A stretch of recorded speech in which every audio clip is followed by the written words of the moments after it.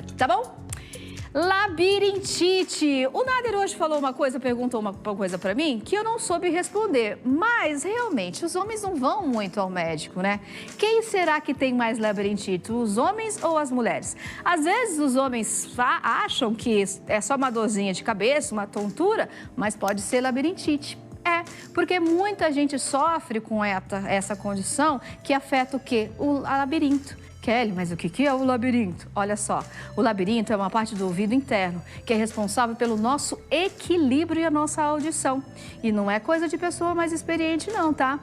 Não, porque ela pode afetar também os jovens, sim, e para isso é preciso de um tratamento específico.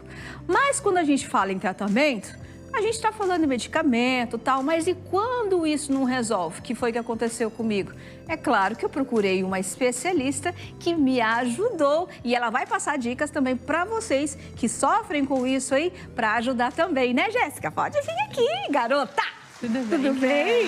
Eu tô bem, obrigada por ter vindo mais uma vez. Obrigada. Vamos sentar. Sim, claro. Agora, ó, só pra gente começar então a falar sobre o labirintite, já me responde aí, quem que tem mais labirintite? Mulheres. As mulheres As mesmo? mulheres. É, claro que homens, mulheres, até mesmo algumas crianças podem ter, né?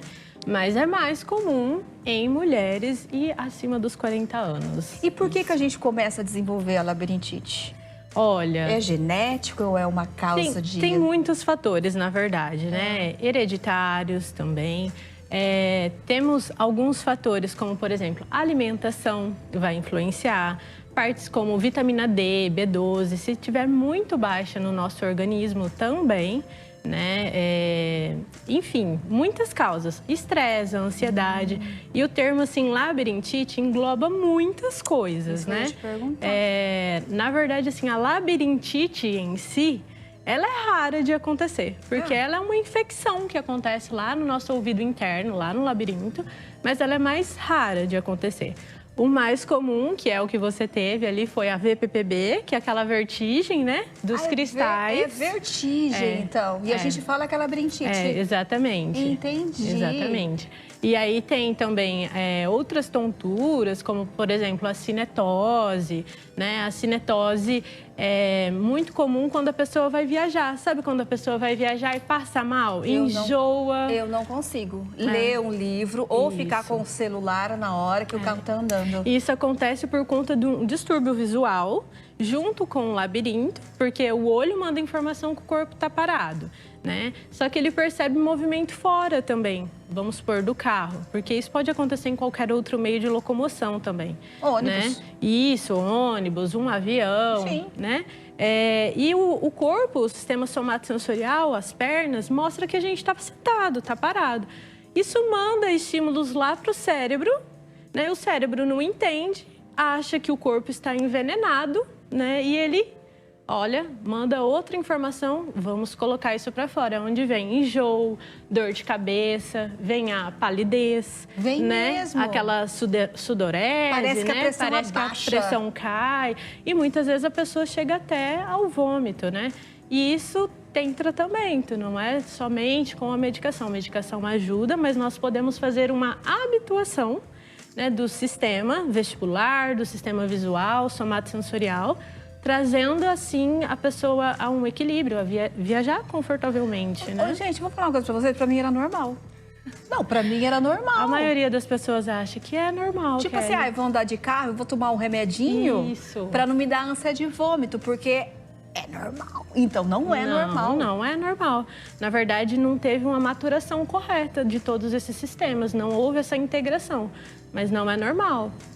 E o que a pessoa pode fazer, então? Que tipo de exercício? Como que ela pode prevenir para ela não acontecer isso? Olha, uma forma de prevenção é dias antes, por exemplo, de fazer a viagem, já ter uma alimentação melhor, né? Mais saudável, evitar muita fritura, alimentos com muita cafeína, né? Isso a pessoa pode conseguir já em casa, já fazendo esse tipo de alimentação.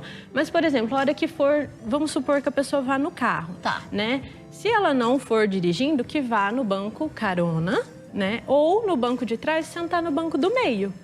Porque no banco do meio você tem a visão ali da frente, do foco, Então, você foca lá no horizonte. Isso já ajuda bastante. Aí, claro, a pessoa que tem esse distúrbio, como você falou, não vai conseguir ficar mexendo no celular, não vai conseguir ler, porque isso vai piorar os sintomas dela. Jéssica, mas por que não? Eu não entendi. Por que tem que sentar no meio, olhar para o horizonte, se eu não posso sentar na janelinha? O meio traz mais estabilidade. Quando você senta na janela, a gente tem lá os matos, né? Vai passando. O olho vai captando essas informações, né? Só que quando você senta no meio, você tem a visão da estrada ali, você foca. Por que o motorista não passa mal? Né? Porque ele está focado. Então, ele já tem, ele já sabe o que vai acontecer. Ele sabe a hora que vai vir uma curva, ele já prevê ali, né, os movimentos. E isso não deixa ele passar mal. Mas, por exemplo, se ele estiver, às vezes, no banco carona ou, né, ali atrás ou num ônibus, ele vai passar mal, porque ele não consegue prever quando que vai vir uma curva, quando que vai frear. Então, quando a pessoa senta no banco carona ou no meio, tem mais estabilidade no carro. E para quem andar de avião também, nada de janelinha. Nada de janela. O bom é o corredor, bancos mais à frente, evitar atrás, porque atrás no avião treme mais, na verdade, né?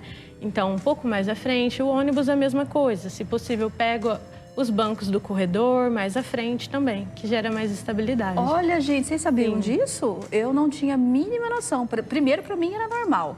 Segundo, eu gostava de sentar na janelinha, porque se eu tivesse que soltar o trem, sabe? Né? Vocês estão entendendo o que eu tô falando. Eu já abri ali, eu abri a porta e já vapt-vupt. Era rapidinho, mas não, é totalmente ao contrário. Exato, é o contrário. E com os exercícios, né? A gente, claro que para cada paciente é de um jeito, é um tipo. Mas nós trabalhamos com os exercícios de habituação, com a realidade virtual. A gente vai provocar, digamos, uns sintomas no paciente durante o exercício, mas isso vai fazer com que ele vá melhorando ao longo do tempo. E, por exemplo, eu tenho alguns pacientes que já fizeram o tratamento e hoje já conseguem viajar normalmente, sem passar mal, sem ter que ficar dormindo durante a viagem, que a medicação faz isso, né? Às vezes e deixa eu perguntar para você, por exemplo, essa vertigem que tem um nome. Essa é a cinetose. Cinetose, que parece que a doença tipo de distúrbio, né? Não parece a doença do gatinho? Cinetose, Essa também são os nossos cristais que ficam fora? Esse não. Esse não é o cristal. Esse é um distúrbio, né, que acontece entre o nosso olho, porque a visão manda uma informação para o cérebro, o labirinto percebe a velocidade que está o carro ou o ônibus, que seja, né, porque ele percebe o movimento de aceleração, ele é um sensor, né, dentro do nosso ouvido interno. E o nosso corpo vai perceber essa percepção que nós estamos parados. Então, essa não tem a ver com os cristais. Entendi. Mas sim a hora de mandar todas essas informações para o cérebro. É onde o cérebro não consegue entender e acha que está errado e a pessoa quem passa tem mal. Esse tipo pode ter a vertigem, que a gente confunde com a labirintite? Pode, Kelly. Pode sim. Nenhuma pessoa está, digamos, que ela está intacta ali está livre de... Qualquer pessoa pode vir algum dia ter. Claro que pessoas que têm mais enxaqueca, ela está mais suscetível. Propícia. Isso. Para ter. Isso. E só com exercícios, então, a gente consegue resolver? Com exercícios melhora, assim, muito. Gente, muito. Tá vendo? Então, para que ficar sofrendo? E olha só, então, se você passa essa situação na hora de dirigir, na hora das férias... Agora tem o carnaval, minha gente. Então, é verdade. Tem o carnaval agora. Você vai pegar a estrada aí, ó, já, né? Já melhora a alimentação, já faz uns exercícios aí pra gente dar uma melhoradinha. E eu já vou falar com a Jéssica aqui, porque eu lembro que quando nós começamos, ela mandou vários vídeos pra mim com relação à labirintite, à vertigem, e também deu dicas e também passou alguns exercícios pra gente fazer. E realmente, a gente melhora muito. Ainda mais que tem exercícios onde a gente vê se a gente tem ou não a labirintite, ou seja, não, a vertigem. Que os nossos cristais estão fora do eixo. Tá a fim de gravar mais vídeos pra gente, passar com dicas? Sim, que eu acho que é especial, né? Exato. Então fica combinado, garota. Então tá bom. Muito obrigada. Eu que agradeço, tá? Foi um prazer estar aqui. Pode ficar aqui, porque, ó, e já que a gente tá falando aí que pra começar essa semana com o pé direito, hoje a gente tem o nosso Minuto do Bem, com ações do grupo da RIC, e quem fala com a gente é ela, a Carlinhos.